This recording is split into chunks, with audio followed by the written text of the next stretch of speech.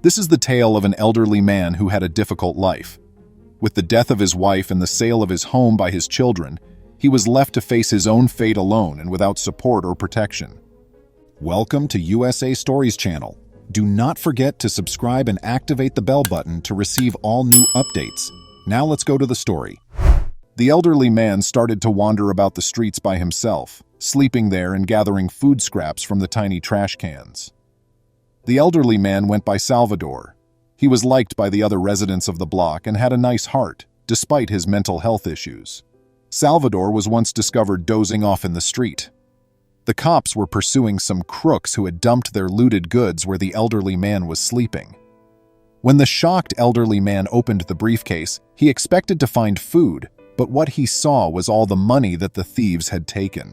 The crooks had thrown it where the old guy was in their rush to escape being caught. When the police arrived, they observed Salvador joyfully collecting all of the money he had discovered.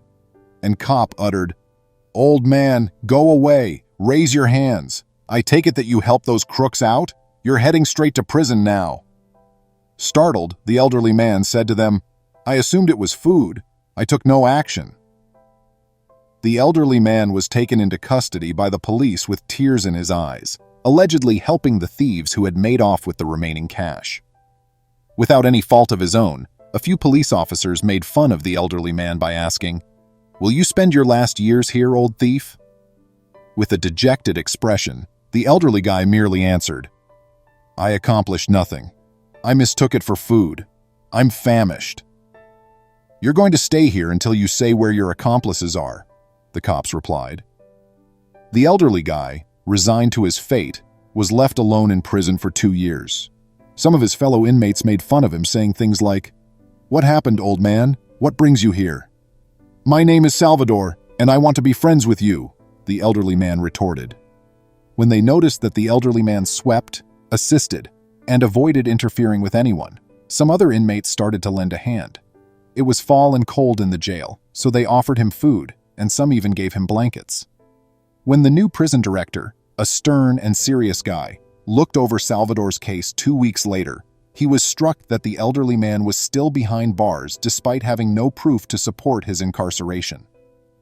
He brought Salvador into his office the following day and declared, "Salvador, you are free." Salvador answered, "Mr. Director, I don't want to leave here. I am alone on the streets." Astonished, the jail director remarked, "Mr. Salvador, you remember me, don't you? Carlos, one of your boys, and I studied together." In response, the dejected old guy said, "Sir, my kids don't love me. They left me behind." The director made the decision to find out the old man's previous residence before letting him go. He learned that, aside from a generous neighbor who used to assist him, Salvador had lost all of his family. Salvador was devastated to learn he had no one after he was freed from prison. But as he was leaving, he was taken aback to see his old buddy, a widow living alone. She gave Salvador a strong hug when she saw him. The elderly man initially forgot who she was as he just stared at her. The woman introduced herself as your longtime neighbor. Salvador responded, "I have nowhere to go, which is why I didn't want to leave," after briefly recalling her. After being moved by his tale, the woman invited Salvador inside her house and gave him a tiny room to sleep in. The director of the prison made an effort to get in touch with Salvador. However, she was unable. The director looked for Salvador since he remembered that he had a neighbor. He was shocked to see Salvador residing at the woman's home when he knocked on the door. "Hello, Salvador. Do you remember me?" the director asked. However, the old man's memory was impaired by his wife's passing and the desertion of his children, so he was unable to recall much. "How can I help you?" inquired the neighbor as he stepped outside. "You know that Salvador spent more than 2 years in prison," the prison director clarified. "He was made fun of at first, but he gained a lot of friends due to his generosity. When he died in prison, a billionaire friend of Salvador's, who had no family, bequeathed Salvador his whole fortune. You young man, what will Salvador do with so much money, given that he's not well? The surprised woman asked. Don't worry, the director comforted her. Carlos, Salvador's eldest son, has already been notified of the bequest left to his father by me. Young director, they abandoned Salvador a long time ago, the woman said to him. He was cast out onto the street by them. Salvador's emotional issues prevent him from developing normally, which is why. The director was taken aback by what was occurring, and Carlos showed up 2 hours later. Presuming to be his father, Salvador went to the neighbor's house and exclaimed, "Dad, I finally found you. I love you. Return with me." Carlos, his oldest son, was sent because his father inherited a lot of money. Salvador told Carlos, "You and your brothers abandoned me at that moment.